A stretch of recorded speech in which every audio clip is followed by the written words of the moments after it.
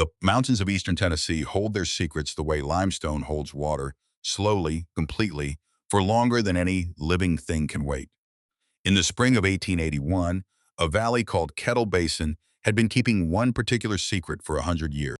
A crack in the pale rock at the eastern bluff, water pushing through it steady and unhurried, pooling in a basin 10 feet across.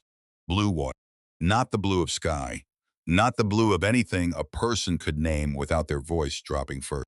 Every farm in the basin knew about it. Every farm in the basin stayed away.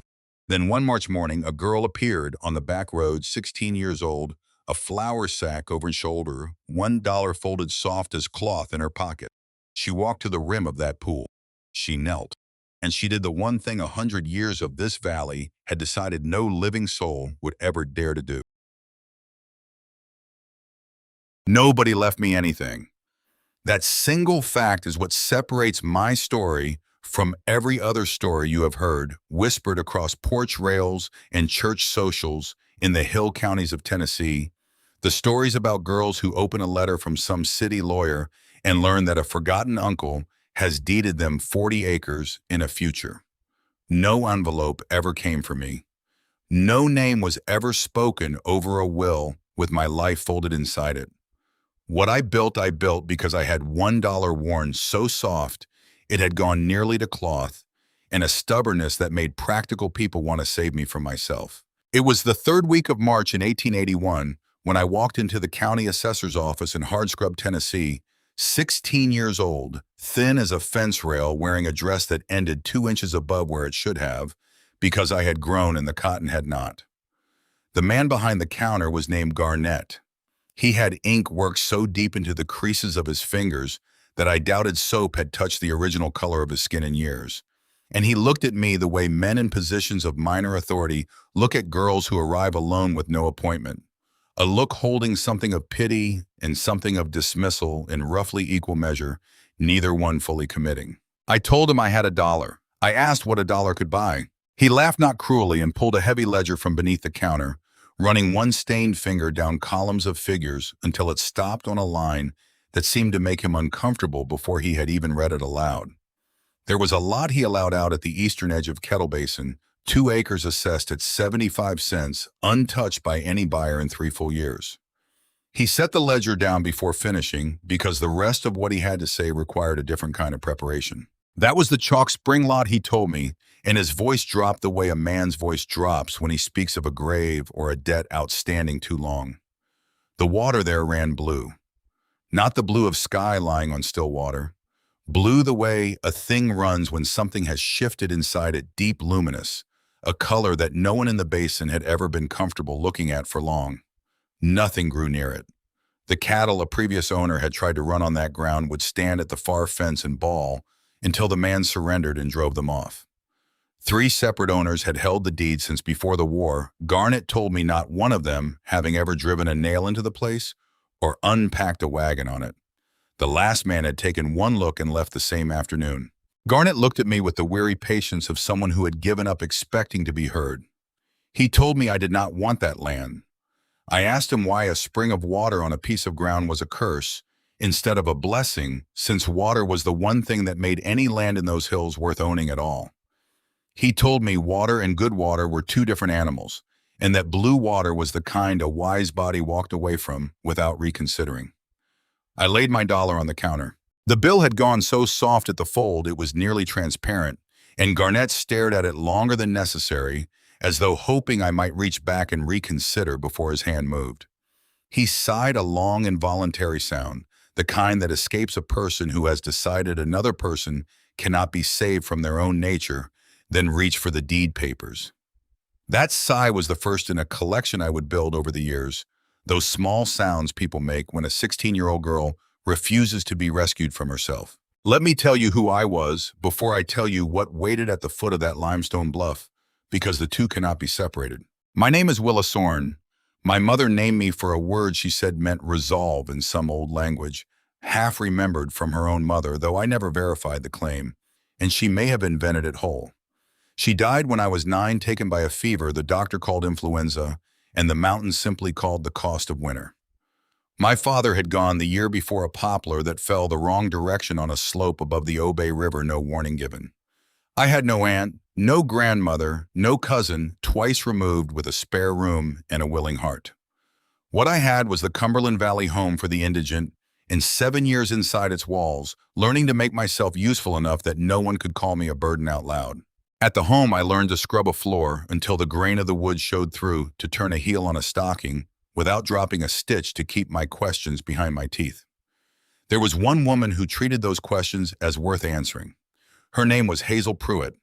She ran the kitchen garden the way a general runs a campaign, deliberate, exacting, certain about cause and consequence, in a way that made the rest of the world seem careless by comparison. Her hands looked like cured leather.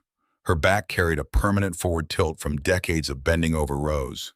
Her eye could read a wilting leaf the way a physician reads a failing pulse. She took me on because I asked her once why the bean rows in the eastern bed grew taller than the ones in the western. Instead of sending me back to my work, she crouched beside me in the dirt and explained that morning sun and the angle of drainage had conspired to feed one row better than the other, a collaboration between light and water and the invisible slope of the ground working out an arrangement no one had planned. Hazel taught me that dirt is not simply dirt. She would take a handful of soil and crumble it slow between her fingers and tell me it was alive, a whole nation of creatures too small to see all of them, laboring in the dark to turn death back into food. She taught me to bury kitchen scraps and rotted leaves and let them ripen into what she called black gold. She taught me to move crops from bed to bed each season, so the ground never grew tired of feeding the same mouths.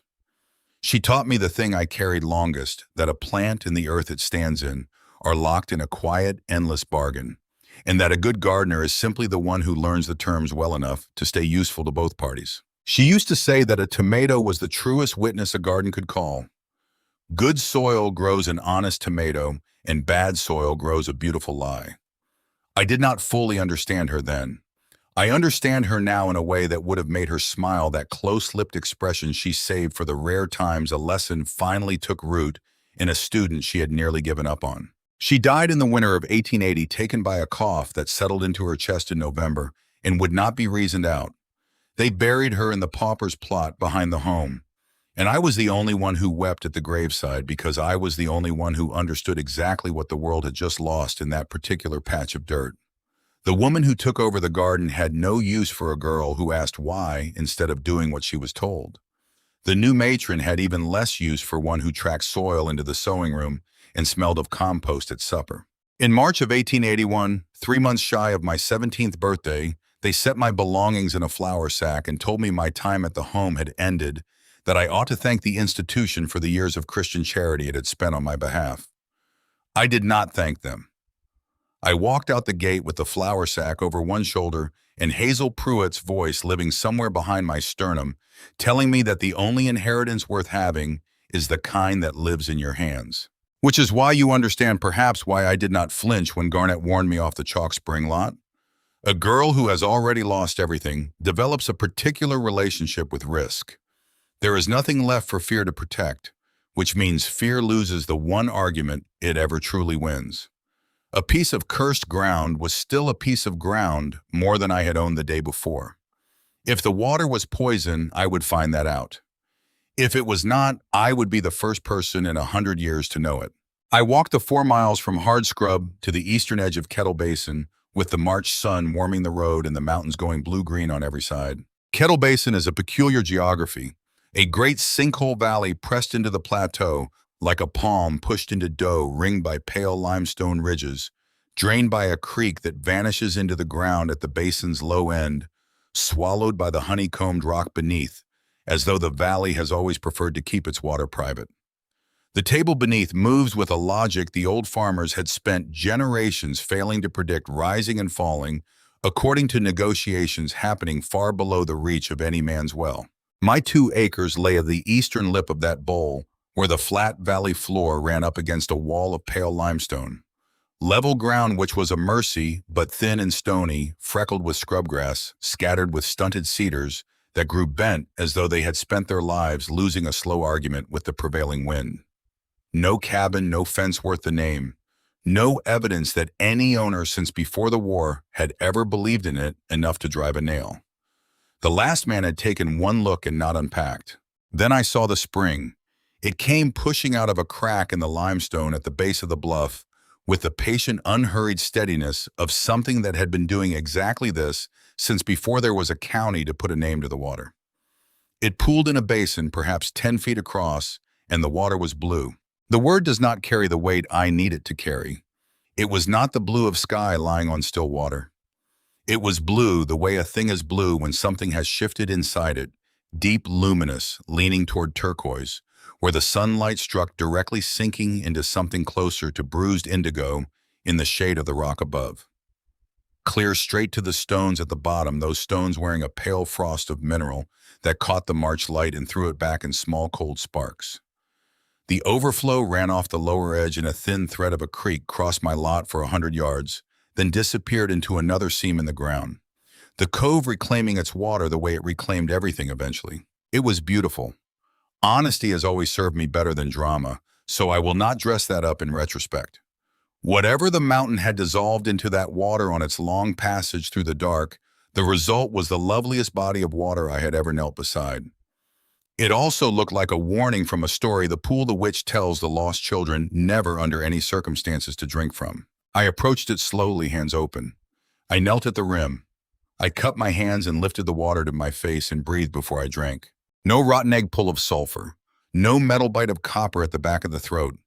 It smelled of stone-clean cold mineral rock, and beneath that something faintly sweet, with no flower or fruit behind it. Hazel Pruitt, had she been at my shoulder, would have knocked the water from my hands and lectured me until the light failed. You do not drink what you cannot name. You do not drink water the color of a bruise.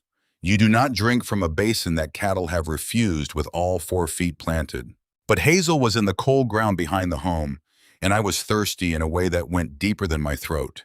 And I had spent 7 years being taught to trust the authority of people who had never bothered to look closely at anything. My senses told me this water was clean, so I drank. It was the coldest water that had ever passed my lips, cold enough to ache against my teeth, cold enough to make my chest draw tight as a fist closing.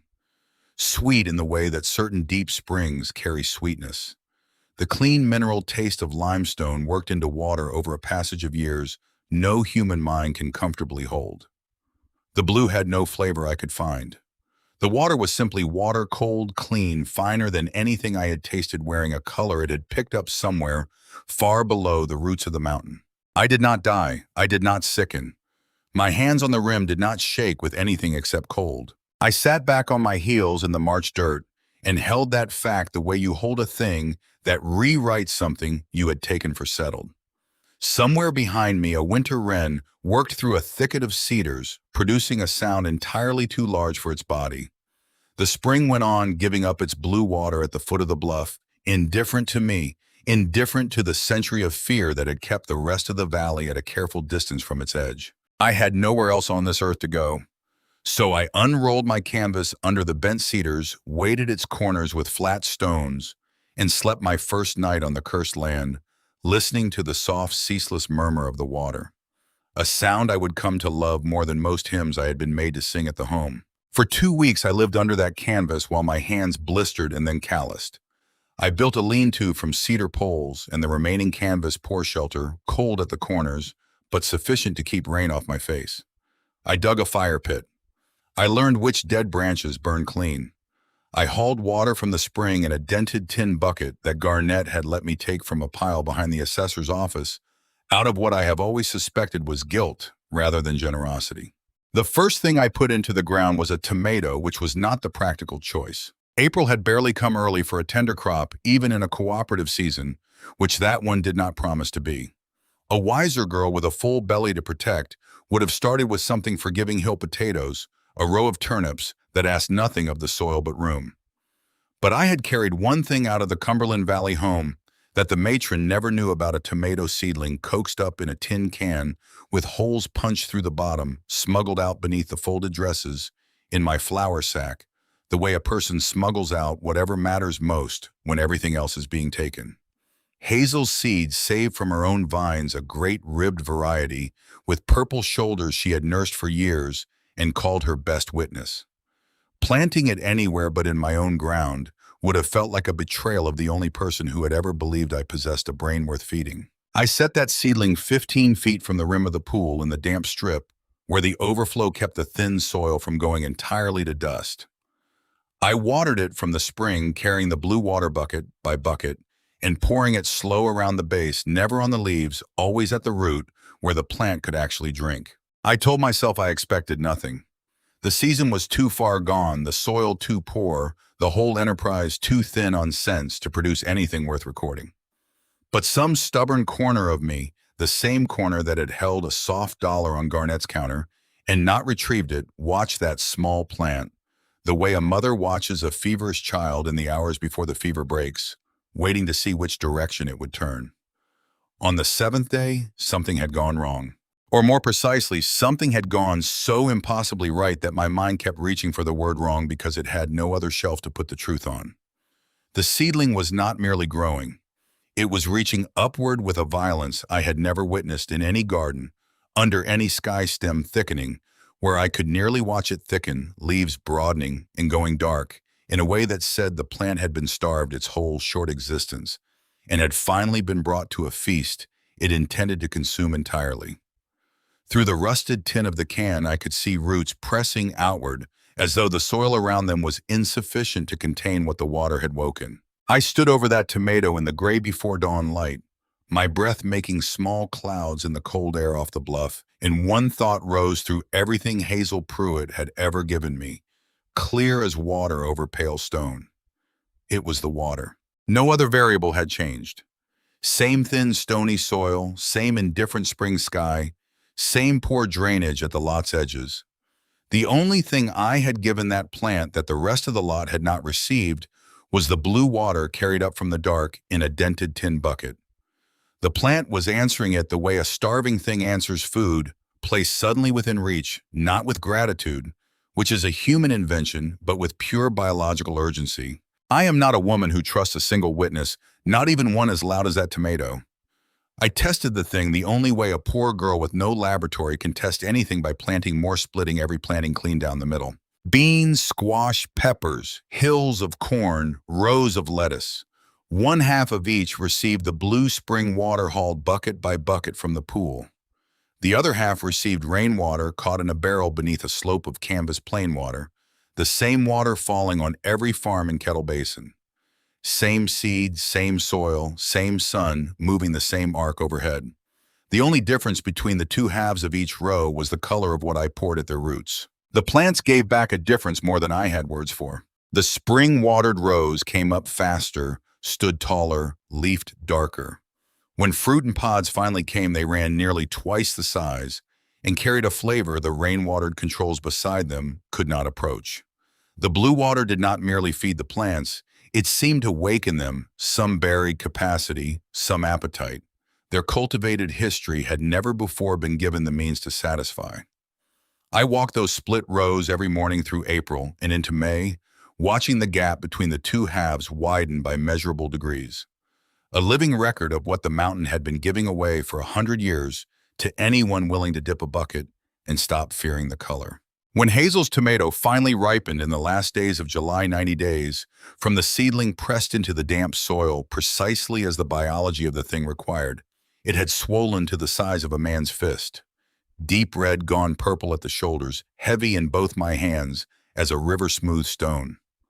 I sat on the rough step of the lean-to and bit into it with the juice running warm down my wrist, and the flavor that came was so far past anything I had understood a tomato capable of that I laughed out loud alone on my cursed land at the specific absurdity of a world that had kept this waiting beneath a color. It was not simple joy. Something larger lived in that laugh, the helpless sound a person makes when their understanding of the possible has been knocked flat, when the world turns out more generous than every authority swore it was. I understood then, with tomato juice drying on my forearm, what no one in a century of fear had bothered to learn. The water was not poison. The water was the richest fertilizer the earth had ever brewed in the dark, mixed slow by the mountain. Over years no calendar had counted, carried up through a crack in the limestone, to anyone willing to kneel at the rim. As it had passed through miles of pale rock, it had dissolved the mineral bones of the mountain calcium, potassium, phosphorus, iron, delivering them straight to the root of anything planted near the overflow. A liquid feast for a growing thing poured back into useless ground for a century untouched, because the color frightened everyone away from the rim. The reason nothing had grown near the spring was as plain as it was foolish. Nothing had ever been planted there. The scrub grass and bent cedars were creatures shaped for poor ground. They did not need the mountain's gift, did not know what to do with it, ignored the banquet at their feet. A cultivated plant bred across generations of human care to respond to rich feeding with rich growth went almost wild with abundance the moment that water touched its roots. The spring had never been killing the land around it. It had been waiting with the patience that only stone possesses for someone to plant the right kind of seed. Word of the cursed lot reached the basin before I had decided how to speak of it. The first soul to see it with his own eyes was a boy named Reuben Crass, 13 years old, out with a single-shot rifle, hunting squirrels along the bluff, who came around the base of the limestone and stopped dead at the edge of my 2 acres. Before him was a thing no living person in Kettle Basin had ever seen on that ground. Green. Not the gray-green of scrub clinging to existence, but the deep, riotous green of a garden in full summer ambition. Tomato vines already past my shoulder, and heavy with fruit corn, throwing up tassels weeks ahead of anything in the valley below. Beans climbing their poles as though they intended to lay siege to the sky itself.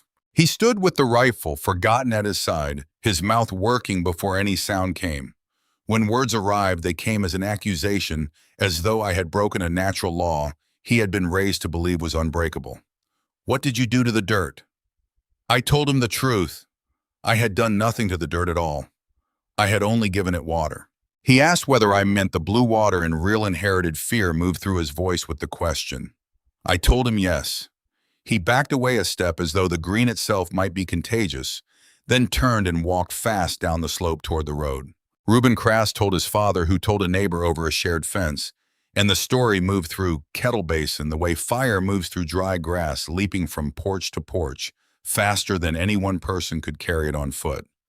By the end of that week, 3 families had walked to the eastern edge of the basin to see the orphan girl with the cursed spring and the impossible garden. Not one of them came to buy or to help. They came to confirm with their own eyes what their reason rejected, to stand at the edge of my lot and shake their heads at a thing their fathers and their fathers' fathers had sworn could not exist. Among them came Obadiah Swick, whose family had worked Kettle Basin since before Tennessee was a state, who carried that history in the set of his jaw and the authority of a man who believes his longevity in a place confers a right to pronounce upon it. He stood at the edge of my lot, turning one of my tomatoes in his cracked palms, the way a jeweler turns a stone he suspects is false. His daddy had warned him off that water, he said. His daddy's daddy had warned his daddy.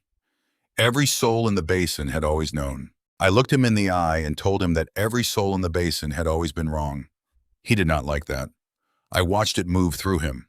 But he was a fair enough man to put the question to the test rather than simply repeating what he had been told.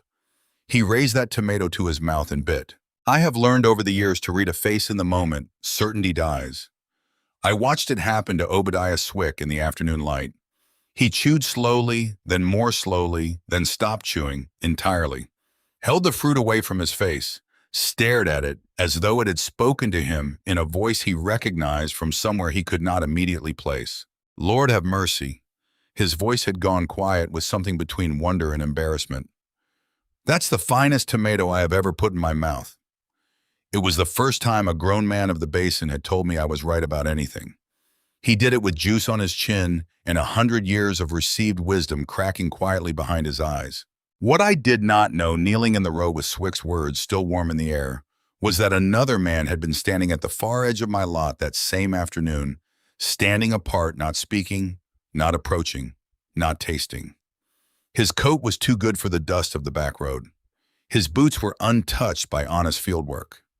He was broad and well-fed in a way no farmer in Kettle Basin was well-fed, and his eyes moved over my garden with an expression that held nothing of wonder and everything of calculation, the look of a man taking inventory of something he has already begun to think of as his. He did not introduce himself. He did not look at me directly, not once.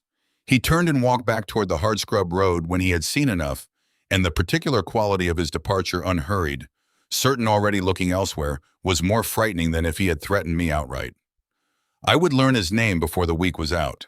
In the meantime, I loaded my surplus onto a borrowed handcart and walked it to Prewitt's crossroads store, where the wagon road from Hardscrub met the track to the high farms. Prewitt would not buy outright. He allowed me to set produce on his porch on consignment privately, certain nothing would move. By the second Saturday, the porch was empty before noon. His certainty curdled into something that resembled interest, but that I recognized having watched Garnett as a different animal entirely. I began setting clean jugs of spring water beside my produce, a nickel each sold plainly as garden water, because the blue color still turned stomachs, even among families who had eaten my fruit without hesitation and suffered no consequence whatever.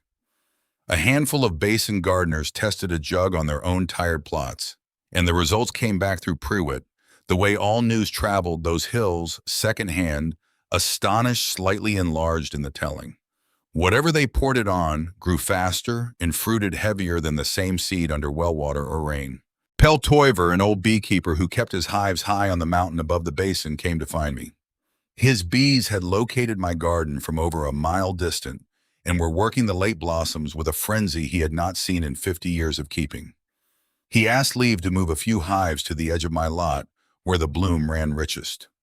I gave it gladly. Hazel had taught me that a garden without bees is a congregation without a church. The honey those hives produced was a thing apart from anything the basin had ever jarred, amber going on gold, thick enough to stand a spoon and upright, carrying a complexity of flavor that seemed to hold every flower in my garden at once, with a clean mineral note underneath that no one could quite describe, but no one could stop eating.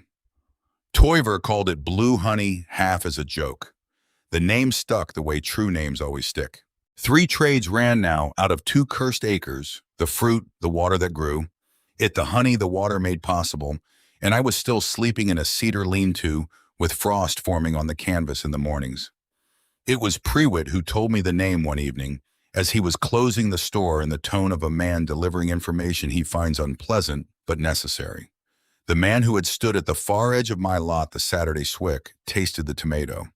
A man who had stood there a good while. Aldous Vane. He owned more of Kettle Basin than any other man alive, more perhaps than any other man in 3 surrounding counties.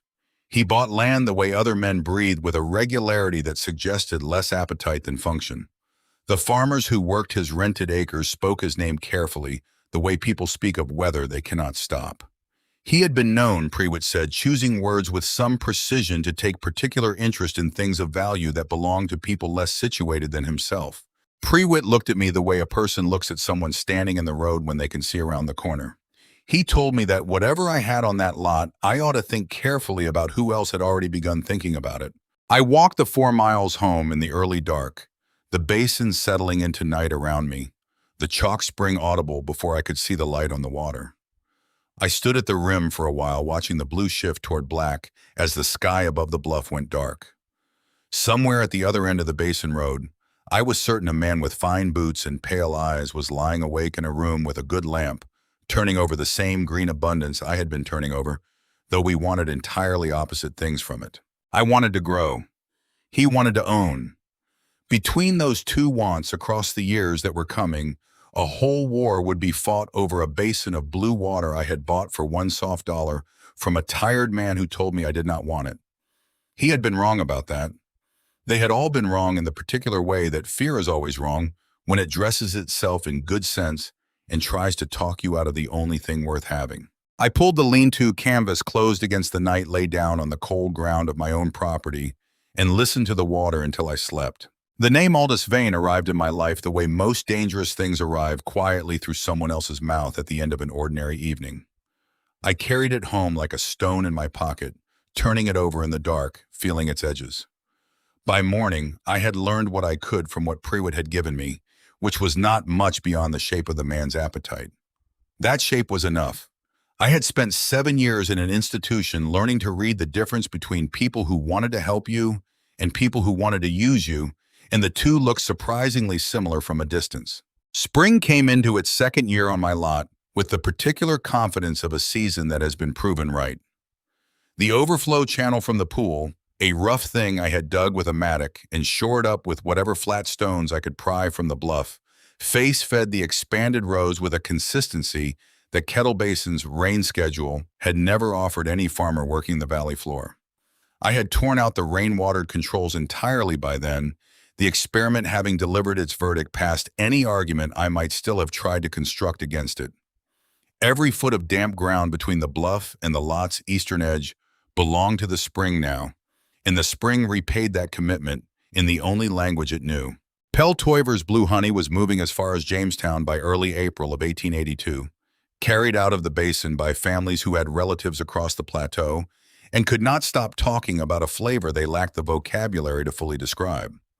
Prewitt had begun stocking it beside his dry goods with a hand-lettered card that made no mention of the chalk spring, because the spring's reputation in the basin still ran in two directions, at once tasted and believed by some, feared and avoided by others who had not yet been hungry enough for flavor to override 100 years of inherited caution.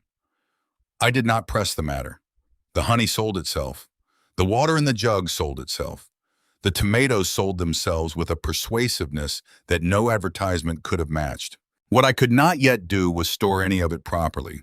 No cellar, no spring house, no bank of shelves sufficient to hold a winter's worth of surplus. Food that rots in the field is a promise the earth makes, and you fail to keep Hazel. Had said something close to that once crouched over a row of soft squash she had let go too long, her voice carrying the particular disappointment of a woman who holds waste to be the one truly unforgivable sin. The memory of her saying it had been following me around the lot all autumn, growing louder as the surplus piled faster than I could move it to Prewitt's porch. Aldous Vane came on a bright morning in late April of that second year alone, without announcement, walking the back road from the basin in the unhurried way of a man who has never needed to hurry, because time in his experience has always arranged itself around his preferences. He was broader than he had appeared from across the lot, broad in the shoulders, in a way that had less to do with physical labor than with the particular confidence of a man who has never in his adult life been required to make himself smaller to fit through another person's door. His coat was good wool brushed clean. His boots were the boots of someone whose days did not involve honest mud. He admired my garden in the flat, appraising tone of a man pricing a thing rather than praising it. He noted the size of the plants, the density of the fruit already setting on the vines, the unusual color of the water in the channel, all of it processed and filed behind those pale, steady eyes with a thoroughness that told me he had done considerable thinking about every detail before arriving. Then he named a figure. It was more money than I had ever heard described in a single sentence, enough to buy real farm ground with deep, good bottom land anywhere in 3 counties, enough to build a proper house on it, enough to carry a person through several difficult years with something remaining. He presented it the way a man presents the obvious solution to a problem he has already solved, waiting only for the other party to catch up to his reasoning. The figure was a trap, of course. A man like Vane does not offer a fortune for 2 stony acres unless he has already calculated that those acres will return him 10 fortunes once the girl who does not understand what she is sitting on has been moved gently and by paperwork out of the way. I understood exactly what I was sitting on. That was the one thing his calculation had failed to account for. This water is the most valuable thing in the basin. His eyes finally met mine when the easy offer failed to produce the expected response, and what lived in them was not anger, it was adjustment, a man recalibrating against an outcome his model had not included. You cannot hold it. A girl alone, no deed older than a season, no family behind her claim. Sell to me now while the offer is what it is. There was no menace in his voice. That was the worst of it, the absolute placid certainty of a man who had broken people before me and expected the breaking to proceed in the usual fashion because it always had. The courtesy he extended was not the courtesy of respect. It was the courtesy of patience of a man who has already decided this conversation is merely one move in a game with many moves remaining. I told him the deed in my hand was as good as any deed in his, that the dollar I had paid Garnett was as legal as any thousand he might set on a table, that the lot was not for sale at any price he could name, because it was not a business transaction to me. It was the ground I intended to be buried in, and I said that lighter than I felt it. He tipped his hat with a courtesy more frightening than any open threat I had received in my life. He left, walking back down the road at the same unhurried pace he had arrived, and I watched him until the road curved and took him from sight. I knew I had not seen the last of him. I had only seen the version of Aldous Vane he showed to people he still expected to reason with. The second version arrived through rumor before it arrived in person. Within a fortnight of his visit, a story began moving through Kettle Basin with the speed and conviction that only money can give a lie. A child on a farm at the far end of the valley had fallen ill after eating from a garden watered with the spring water. A man's hogs had died, the blue water having made its way into jar and jug, and the basin's cautious goodwill over 2 careful years had begun doing what every sensible person had always known it would eventually do. The orphan girl's produce was slow poison wrapped in extraordinary flavor, and a family with sense would pour out their jugs and step back from the back road before the curse came home to their supper table. There was no sick child, there were no dead hogs, there was only Aldous Vane, who had learned that he could not buy the spring and had decided that a thing he could not own was more useful to him as a thing the basin feared than as a thing the basin valued. The rumor cut me in a way his offer never had. His offer, I had been able to refuse a clean transaction, a known quantity, something I could hold in my hands and set back down. This was different. It moved through the air and changed the faces of people I had spent 2 years building something with, turning them sideways when I walked past, making the Saturday porch at Prewitt's store thin in ways that had nothing to do with the season or the weather. Prewitt himself, who had taken a comfortable percentage of my sales since that first consignment, began suggesting that perhaps the porch was getting crowded. Perhaps I might find other arrangements. Perhaps the talk was making customers uncomfortable in ways that affected the general business of the store. He said all of this while looking at a point slightly to the left of my face, which is where a person looks when they are saying something they do not want to be held responsible for having said. I stood in the garden that evening with unsold jugs lined beside the channel, like soldiers no one had called to muster. And for the first time since I had laid my dollar on Garnett's counter, the old orphan cold came moving back up my spine, the deep-settled knowledge that the world would always find a way to take from the girl who had nothing the little she had managed to make from it. But Hazel had taught me in the bean rows and in the squash beds and in every correction she had ever offered, without raising her voice, that the most dangerous liar is the one that sounds most like wisdom. Fear is exactly that liar. It speaks in the voice of good sense, wears the coat of caution, and presents avoidance as prudence. I had spent 7 years learning to tell them apart. I was not going to be fooled now by my own. I did not pour out a single jug. I did the opposite. On the next Saturday, the busiest market morning of the late summer season, wagons coming down from the high farms, families making the trip to the crossroads from the far side of the basin, I loaded my cart with the finest fruit the garden had produced all year. Tomatoes the size of a man's fist shoulders gone deep purple, peppers like red lanterns, squash that a child could not have carried without both arms. I pushed the cart to Prewitt's crossroads in the early morning, and I set up, and I named no price. I gave it away. Every family that passed, I pressed fruit into their hands. Every face that turned sideways, I followed with an offering. Every person who hesitated, I held something out and waited. Before each one, I ate first bit directly into the tomato in front of them, let the juice run down my wrist in plain sight, let them watch the orphan girl swallow without flinching what she was being accused of selling. If this water is death, and my voice was steadier than my heart had any right to be, then I have been dying for 2 years, and I have never felt more alive than I do standing here. It was not enough to restore everything in a single morning. A rumor with a rich man's money behind it does not die on one Saturday in front of a crossroads store. But it planted a doubt inside the doubt, a fracture in the foundation of the story Vane had built. And the basin began quietly passing around a counter-whisper.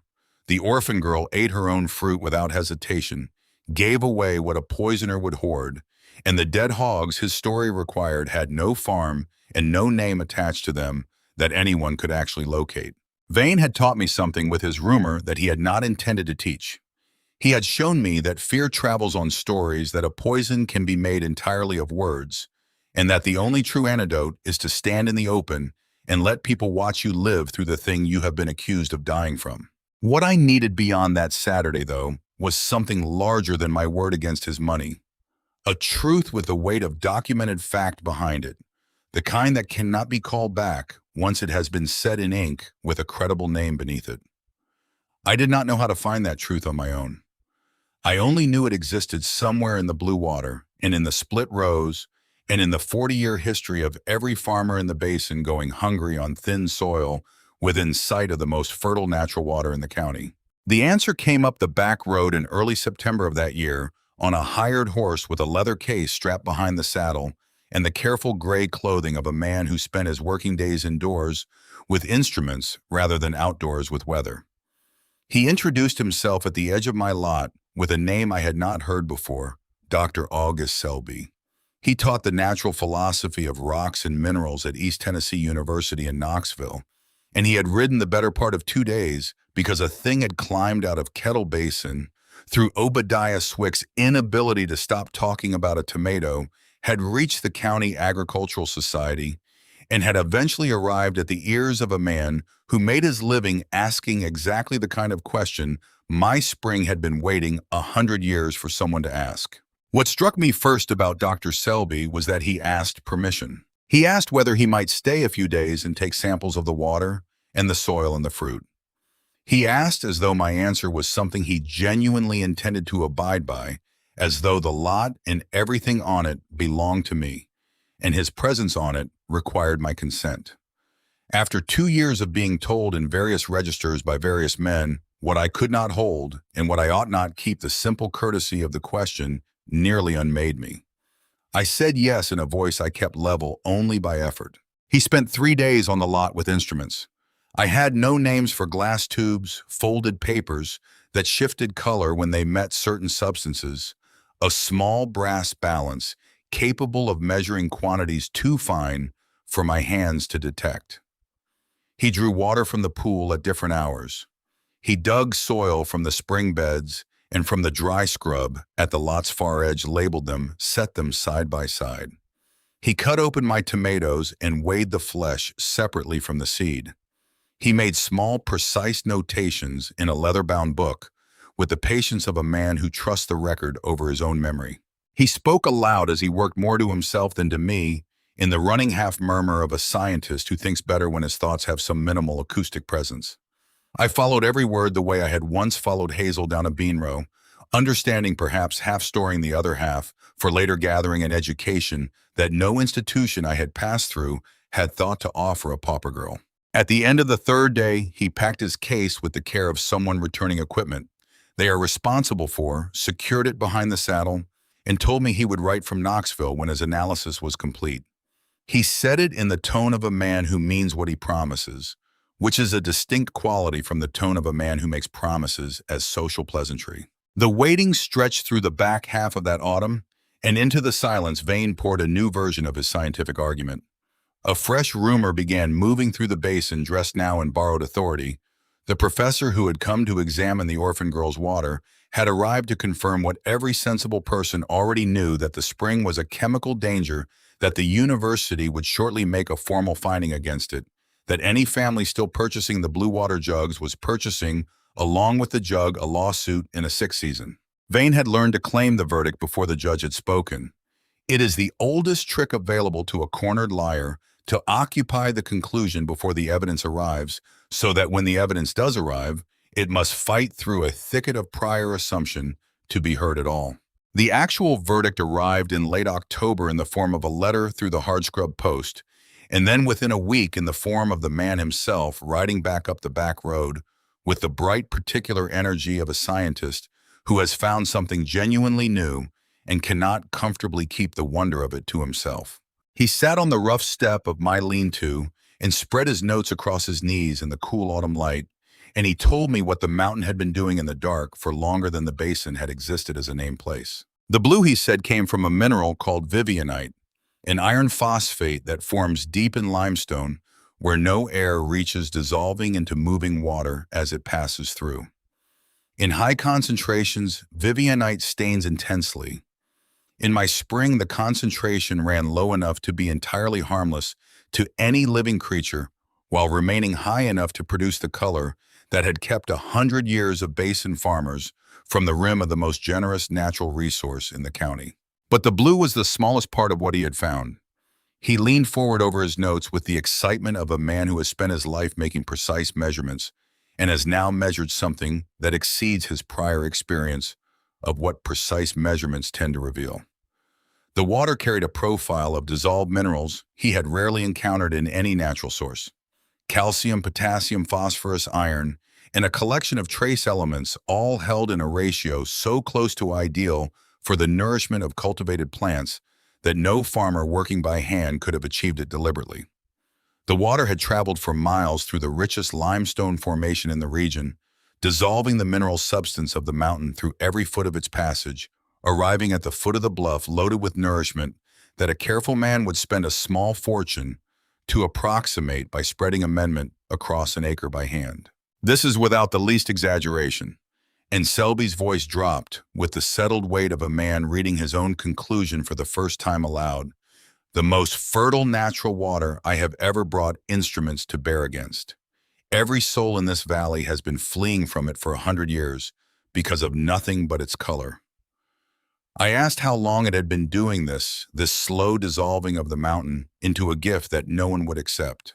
The rain that had fallen on these ridges in our great-grandparents' time, he told me, was the very water now rising in my pool, having spent the intervening decades working its way down through the stone and back up toward light, gathering its mineral freight in the darkness all the while. The spring was older than the fear surrounding it. It had been holding out its gifts since before the first cabin was raised in the basin, patient, in the way that only stone can be patient, waiting for someone too desperate to be sensible and too curious to be afraid.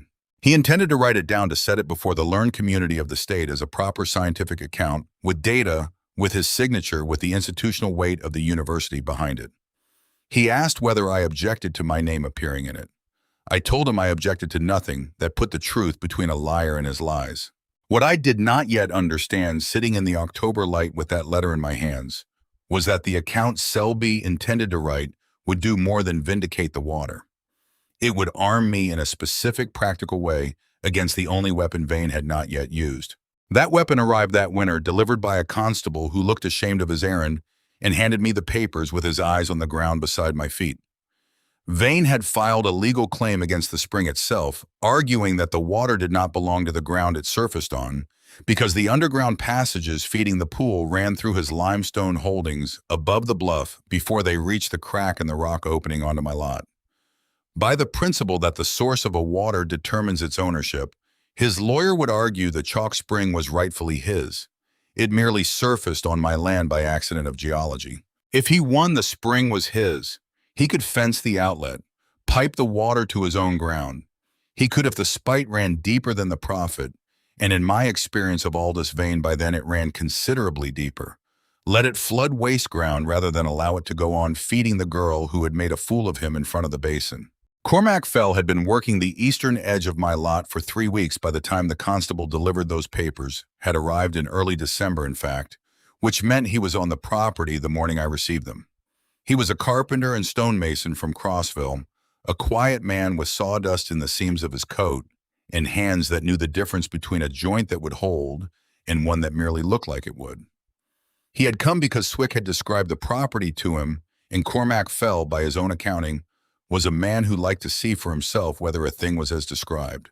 He had looked at the lean-to, at the rough mattock-dug channel, at the whole arrangement of my 2 acres with the eye of someone who builds things for a living and can see what a thing needs the way a physician can see what a body lacks. He had not offered his services immediately. He had returned the next morning with tools and begun digging a proper stone channel along the overflow line without asking whether I wanted one, operating on the apparent assumption that the answer was obvious. I had let him work because it was obvious. He was still on the property that December evening when I read the constable's papers aloud to myself by the fire. I had not known he was there. He had stayed late fitting a particularly resistant section of limestone, And when he spoke from just beyond the firelight, it was without preamble. You need a man of science before you need a lawyer. I told him I had one. He asked whether the man had put anything in writing. I told him the letter had arrived from Knoxville the previous month. Cormac was quiet for a moment, fitting that against whatever else he had assembled about the situation in 3 weeks of working my lot and listening. Then, bring the letter to the courtroom. He went back to the channel. The matter came before a county judge in Jamestown on a gray morning in January of 1883, in a courtroom that smelled of wood smoke and damp wool, packed wall to wall with Basin families who had come to see which of two very different versions of the future was going to prevail. Vane arrived with his lawyer black coat, 40 years of deed documentation, and sat at his table with the composed posture of a man who has purchased every verdict he has ever needed and expects this one to proceed accordingly. I arrived with no lawyer because I could not afford one. I had Selby's letter, which I had read enough times to have memorized it without intending to, and I had the deed Garnett had signed, and I had the truth of what the spring was and what it had done. And I understood by then that truth without documentation is simply one person's word against another's, a contest that resolves in favor of whoever has the better coat. Documentation changes the nature of the contest entirely. Vane's lawyer spoke first and at length, building his argument with methodical patience. The source of a water determines the right to it. The underground passages feeding the chalk spring originated in his client's limestone holdings. Above the bluff, the girl had purchased the surface of the ground and not the river moving beneath it. It was a good argument. I sat with Selby's letter in my hands and did not pretend otherwise. When my turn came, I did not try to argue law against a lawyer. I rose and asked the court's permission to read aloud a document from Dr. August Selby of East Tennessee University, submitted in consideration of the geological facts underlying the claim. Something moved across Vane's face at his table, small, rapid there, and gone before anyone not watching specifically for it would have caught it. He understood in that instant, I believe, precisely what was about to happen. Rumor had been his weapon throughout. Ink with a learned signature beneath it was mine. He had brought a particular kind of arm to a fight where I had brought a different kind, and the difference was about to become apparent to everyone in the room. I read Selby's account into the silence of that courtroom. The Vivianite, the dissolved minerals, the data, the conclusion that this was the most fertile natural water he had measured in a career of measurement. Then the section addressing the legal question directly, that the underground passages of karst limestone country cannot be owned as a man owns a field that water surfaces where the geology permits, and no survey can trace it to a specific deed, that the spring belonged in every meaningful sense to the ground it rose in. The mountain does not read deeds. My voice carried in that room the way a voice carries when the room has decided to listen. It pours its gift where the stone permits, and it has permitted it to pour onto 2 acres I bought honest and have held honest.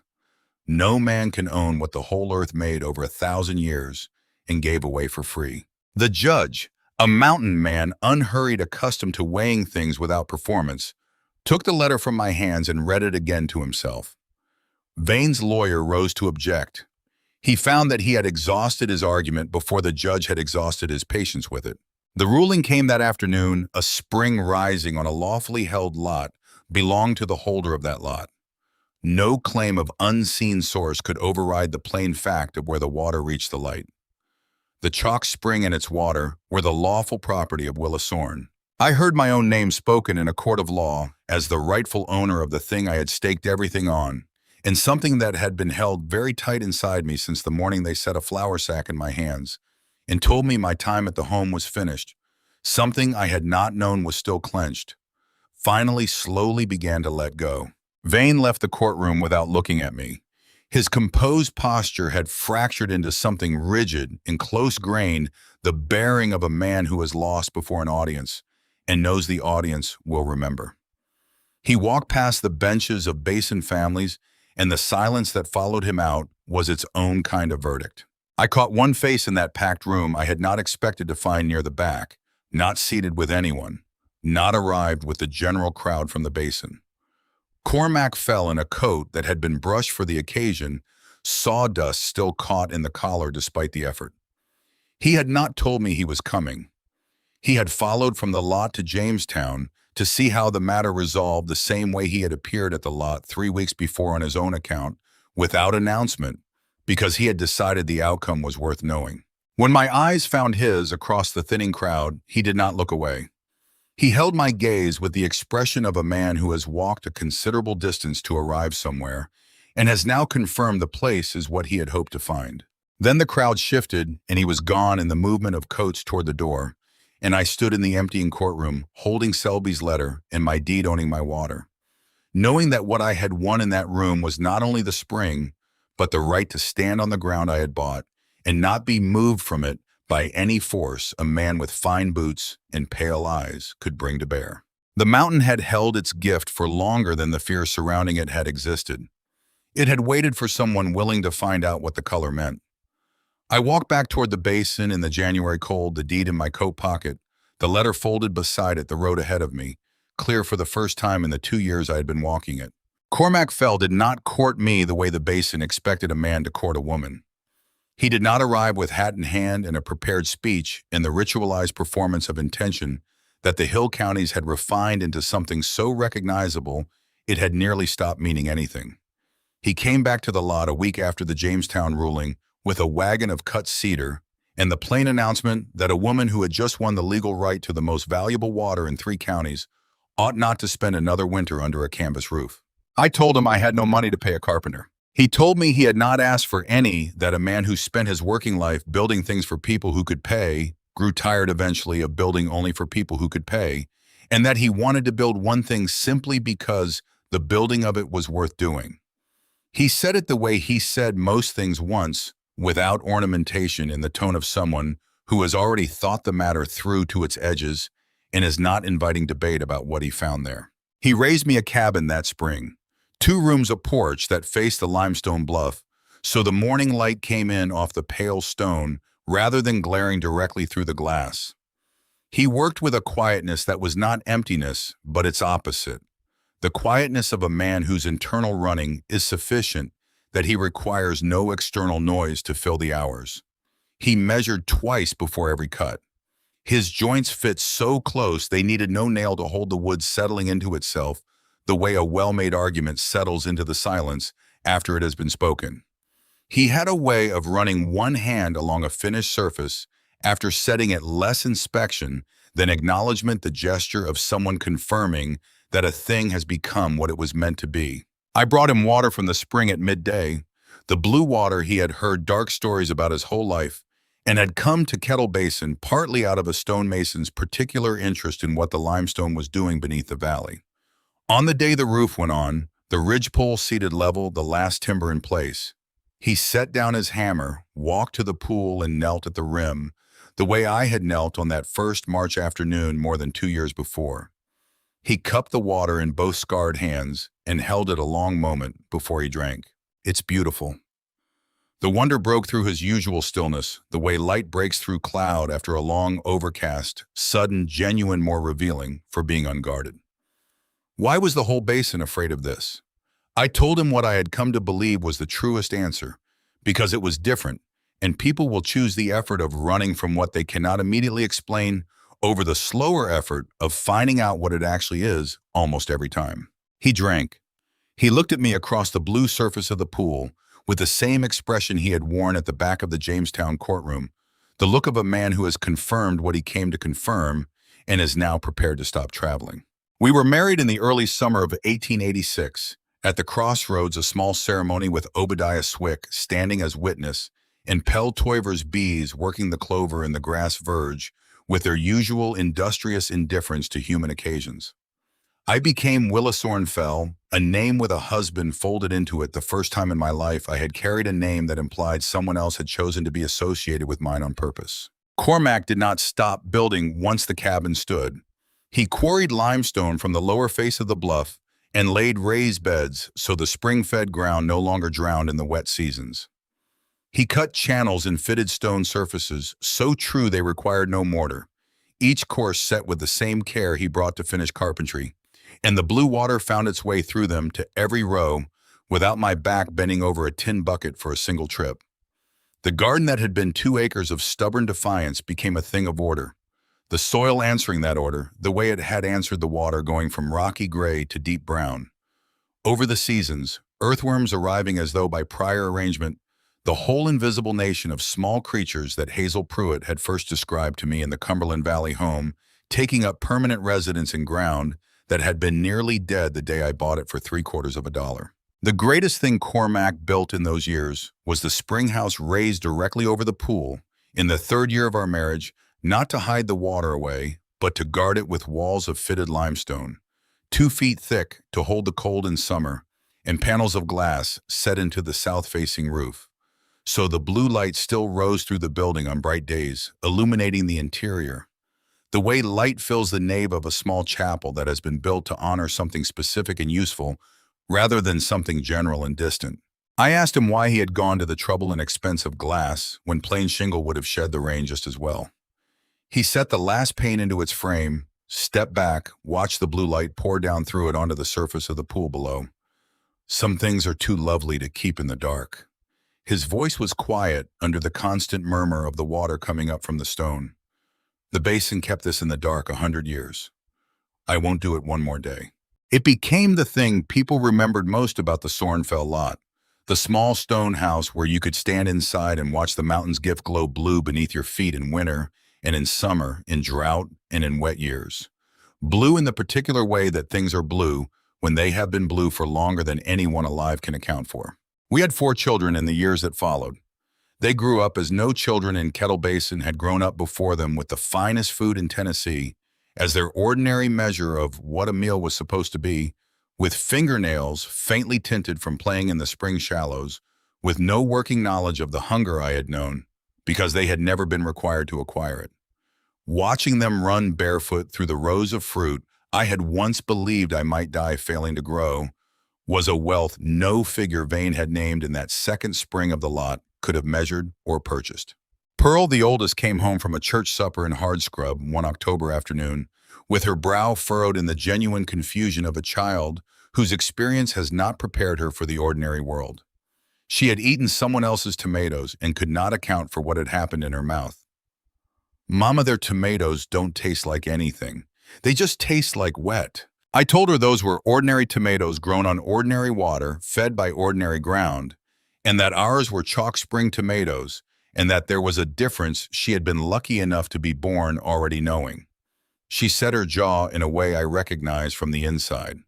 Then I never want an ordinary tomato as long as I live. I told her that if she felt that strongly about it, she had better learn to tend the spring. She did.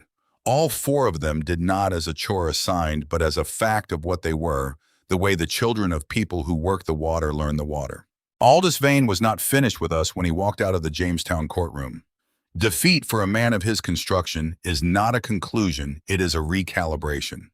His methods changed as his grip on the basin loosened, but his intentions did not change because men of that particular making do not revise their intentions. They revise their instruments. The lawsuit had cost him something beyond the legal fees. It had cost him the certainty of his neighbors that he always prevailed, and that certainty once gone proved impossible to purchase back at any price the basin was willing to accept. The families who had poured out their blue water jugs at his rumor now bought openly. The Saturday classes I had begun holding at the lot, where I taught everything Hazel had given me about soil rotation and composting and the invisible labor of the ground, married to the spring water that multiplied every lesson, drew more people each month, including some who had once walked past my produce at Pruitt's store with their eyes carefully turned away. Vane watched the basin reorient itself around the spring the way a watershed reorients around a new course, and he could not abide the watching. His final reach came not as an offer, not as a rumor, not as a document delivered by an ashamed constable, but as a quiet act in the dark. One morning in the spring after Pearl turned 4, I came to the spring house before the coffee had boiled and found the stone channel Cormac had cut, destroyed fitted stones pulled apart and scattered. A sack of something foul emptied into the head of the pool where the water came up from the rock. The blue gone gray and clouded in the contaminated area with a wrongness that reached my stomach before my mind had finished processing what my eyes were reporting. For 1 full hour, I stood in the early light with the ruined channel around my feet. The spring house door opened behind me and believed that Vane had found the method his money and his legal maneuvering had failed to provide. Not ownership, destruction.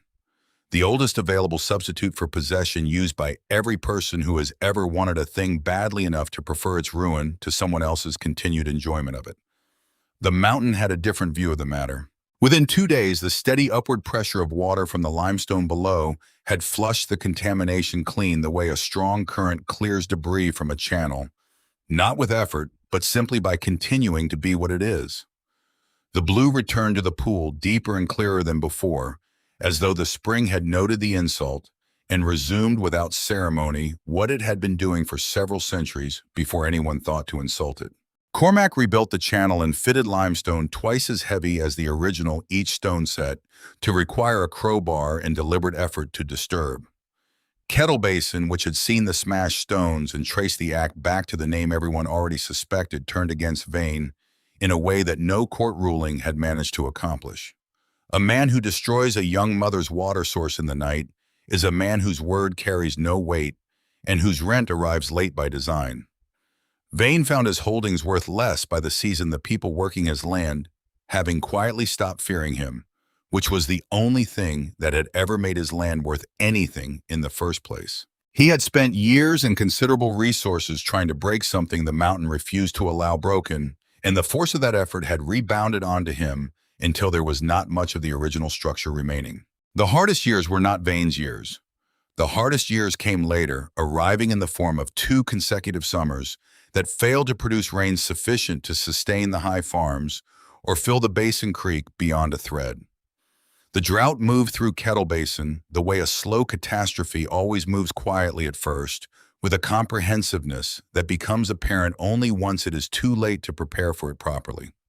Corn tasseled early and then stood motionless in the heat, spending what little it had on the desperate biology of seeding before dying. Wells dropped below the reach of buckets.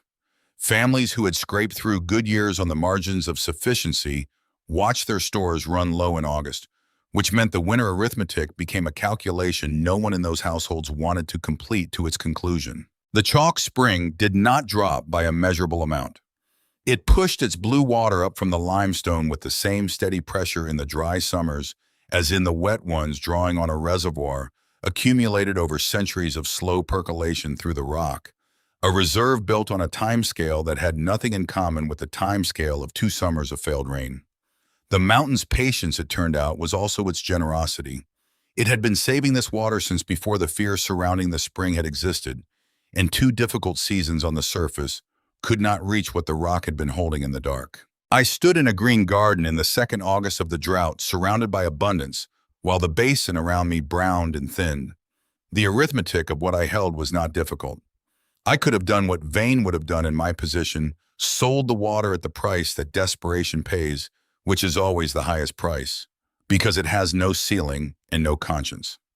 I could have made the drought into the fortune that Vane had once calculated my spring was worth to the right owner. Instead, I filled jugs until my forearms could not lift another line them at the crossroads porch, before the Saturday market opened with no price written on them and no condition attached to the taking. I gave away seedlings already a foot tall and thick-stemmed. I opened the Saturday classes to every family willing to come, regardless of their history with my lot or with me, and showed them everything: the compost method, the rotation schedule, the way to read a wilting leaf, the way Hazel had taught me to read it, and how the spring water multiplied every one of those lessons when applied with consistency. Cormac found me one evening filling the 40th jug of the day. My hands cracked at the knuckles, my back at an angle that would require accounting for in the morning. He stood in the failing light and watched for a moment, not disapproving, genuinely working to understand. "You're giving away your whole advantage." I straightened with the jug in both hands. I told him what I had been carrying out of the Cumberland Valley home since the morning Hazel Pruitt first crouched beside me in the bean rows and treated my question as worth answering. Hazel had given me everything she knew and had never charged me a cent for any of it. She used to say that knowledge kept to yourself is knowledge that dies with you, that the only riches which grow when you give them away are the ones worth having. Water, I had come to believe, ran by the same principle. Hold it back and it stagnates. Give it away and it runs clean. He looked at me in the long way he had, the way that meant he was turning something until he was certain of all its sides. Then he picked up an empty jug, knelt beside the channel, and began to fill it without another word. We lined the crossroads porch together until full dark, two people pouring out what any practical ledger would have called their competitive advantage, receiving in return a kind of credit that compounds without ceiling and appears in no accounting system known to commerce. When the rains returned, the basin did not forget who had carried it through the dry years. There is a kind of debt that communities do not settle with money because they understand instinctively that money would diminish it. A debt settled instead with loyalty, with the turning of faces toward a person, when they speak with the gradual understanding that the water and the woman who gave it away, when she could have sold it, were the same kind of thing. Garnet, grown old and gray behind the same ink-stained counter where he had laughed at a 16-year-old with a soft dollar and warned her off. The only ground she could afford, had taken to buying my tomatoes every Saturday at the crossroads, without comment, without any acknowledgement of the distance between the man who had tried to talk me out of that purchase and the man now making a weekly trip to acquire what it had produced. I caught his eye once across the porch as he turned a tomato in his old hands, and neither of us said anything about the dollar or the warning or the 3 years the lot had sat in his ledger without a buyer. He only nodded the nod of a man conceding that the world had turned out larger than his caution had accounted for, and went home with his tomatoes. Some apologies are spoken aloud. The truest ones are the slow surrender of a person who comes back week after week to buy what they once swore was worthless. Dr. Selby returned in the years following the drought with a younger colleague and a plan for a study that would run 5 full growing seasons, measuring the chalk springs effect against the ordinary water sources of the basin across a dozen crop varieties with the systematic rigor he brought to everything he undertook. He had gone gray himself in the intervening years, the bright restlessness of his first visit having settled into something deeper and more patient, the way water settles into stone over time and begins to take on some of its quality. He worked the lot through 5 growing seasons without rushing any of them, and when his account was finally placed before the agricultural and scientific community of the state, it carried numbers that I, who had lived the truth of them for years, still needed a moment to absorb when I read them on the page. Yields raised by nearly half on some crops, more than doubled on others. The nutritional density of the fruit richer by a measurable third compared to the same varieties grown on ordinary water from the same county. The line I have carried longest from that account is not in the data tables. It is in the page of acknowledgments where a man of science set down in ink for the permanent record of the state that he was indebted to Willisorn Fell, who had the courage to plant where her whole valley feared even to drink, and who had trusted the evidence of her own senses when the received wisdom of 100 years pointed the other direction. He cited Hazel's tomato, the seedling in the punched tin can, the first fruit, the purple-shouldered witness, as the earliest evidence of everything his 5 careful seasons had confirmed. A pauper girl with $1 and a seed smuggled out in a flour sack, standing at the head of the science. There is no fortune that Aldous Vane ever dreamed of accumulating that I would have traded for that single line of ink. Vane came to me one final time years after the drought in the Selby account, and the state's formal recognition of the spring's value recognition that entered the chalk spring and its surrounding 2 acres into the county record, at a figure that would have caused Garnet in his younger years to set his pen down and sit very quietly for a considerable while. Vane came on a morning when the garden was in full summer production, and the spring house threw its blue light across the yard, the way it had on every morning since Cormac set the last pane of glass. He was smaller than I remembered him. The broad shoulders had gone inward. The good coat was a coat that had been good some years ago. The boots carried the wear of distances covered without the means to replace what the miles took. He had sold off his basin holdings piece by piece to meet debts that had accumulated during the years his renters stopped producing what he needed them to produce, which had coincided precisely with the years they had stopped fearing him. Those 2 things being more closely related than he had anticipated when he built his holdings on the foundation of other people's fear, rather than their willingness. He had not come to threaten. He had not come to make an offer. He had come on behalf of his son. The son was a quiet young man who had inherited none of his father's particular hunger, and all of his father's hard-won understanding that the chalk spring was the most valuable water in the county. The young man wanted to learn to grow with it. Vane told me this in a voice stripped of the false courtesy I had once found more frightening than any open threat told me, that he had told his boy there was only one teacher in Kettle Basin worth the asking, and that teacher was the girl he had spent a decade and considerable legal expense attempting to ruin. I looked at Aldous Vane standing in my dooryard with the summer behind him and the spring house throwing blue light between us, and I felt neither what I might have expected to feel, nor what the situation might have been arranged to produce. No appetite for extended acknowledgement, no desire to make him say more than he had said. What moved through me instead was something quieter and more final, the particular piece of a person who has outlasted what was trying to stop them and no longer needs the stopping to be officially recognized. Send him Saturday. I told the man who had offered me a fortune, sent a poison through the basin's good faith, filed a lawsuit over geological passages, and scattered Cormac's channel stones in the dark, in that order over the years between us. I don't hold a grudge against a boy for his father's fears. The water never poisoned anyone, Aldous. Neither will the teaching. His son came every Saturday thereafter.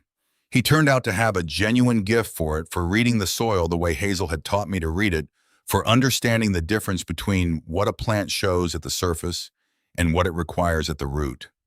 The sight of a Vane kneeling in my rows, learning the gospel of a woman who had died in the pauper's plot behind a Cumberland Valley poorhouse, was the closest thing to forgiveness that either family was built to offer or to receive. It was enough.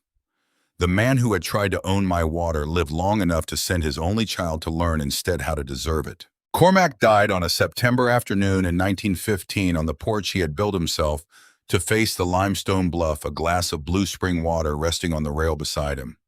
He had drunk from the chalk spring every day of the 29 years of our marriage. The water had left its faint signature on his teeth in the way it marked everything that received it faithfully over years. A slight blue undertone barely visible except in certain lights. The mountain's mark on a man it had been feeding since before he knew what it was giving him.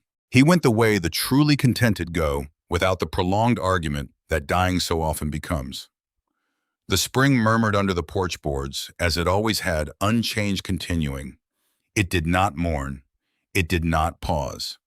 It simply went on doing what it had been doing since before there was a county to name it, which was the most honest tribute anything could offer a man who had spent his life building things that held.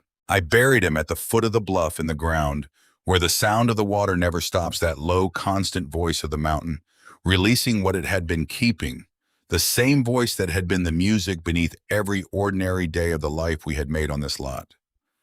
On the stone above him, I had the mason follow letters Cormac himself had traced with one finger in the dirt beside the channel one evening, years before, when Pearl had asked him why the spring house had glass in the roof instead of plain shingles. This water was always good. We were only afraid of the color. Willa was not. I read those words every morning for the rest of my life, and every morning they meant something slightly different than they had the morning before grief, doing what grief does, which is not diminish, but deepen, working its way down through the layers of a thing, the way water works through limestone, finding passages that were not apparent from the surface. I went on without him the way the spring goes on. There is no other way I have found to continue that does not eventually betray what came before. My hands were in the soil every morning before the light had fully established itself over the bluff. The blue water ran through the stone channels Cormac had cut with a trueness that required no mortar and would require none for as long as the stone held, which would be longer than any of us would need it to. The garden had grown beyond what I could have imagined in the lean-to years, not just in size, but in what it had become for the basin. Something closer to a center than a curiosity. Something people oriented themselves around, the way communities have always oriented themselves around water, because water is the first requirement, and everything else built on top of it is commentary. Pearl ran the Saturday classes by then, with her brother Leland handling the seedling distribution, and her younger sister managing the accounts with the precision of a child who had grown up watching her mother calculate how many jugs could be filled before the light failed. The youngest, Ellis, had the same gift for fitted stone that his father had carried, could look at a wall and understand immediately where the weight wanted to go. which is the one thing a stonemason needs to know before he can know anything else useful. The children organized the families of the basin in my later years into a cooperative that no single individual could have assembled from scratch because no single individual had the history with those families that my children had simply by being born to me on this lot. Leland engineered a pipe system in fitted stone that carried the chalk spring water out from the pool to farms across the valley floor. The mountain's gift no longer ending at the borders of 2 acres, but feeding the whole bowl of Kettle Basin, the way the geology had always had the capacity to feed it, waiting only for someone willing to begin. I lived to see water I had once carried in a dented tin bucket flow through miles of fitted stone to ground I would never walk. I lived to see the thing I had bought for one soft dollar become the shared property of a valley that had once warned its children away from the very rim of it. The orphan that nobody had thought to remember had become the root from which a whole community grew upward, and I had accomplished this not by keeping what the mountain gave me, but by giving it away until giving it away was simply how the basin understood the water to work. I died in the spring of 1927 in the garden near the bed where I had pressed Hazel Pruitt's seedling into thin and doubtful soil 46 years before. Pearl said afterward that I looked as though I had been planting something bent over the row in the way of a person setting one more seed into the living ground before the light failed.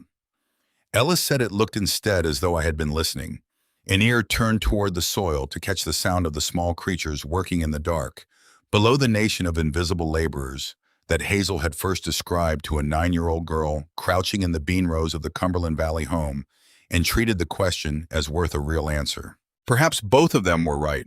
Perhaps planting and listening were always the same act, and I had spent a lifetime learning that they were. The chalk spring runs yet, blue cold sweet, still carrying the dissolved bones of the mountain up from the dark the way it carried them.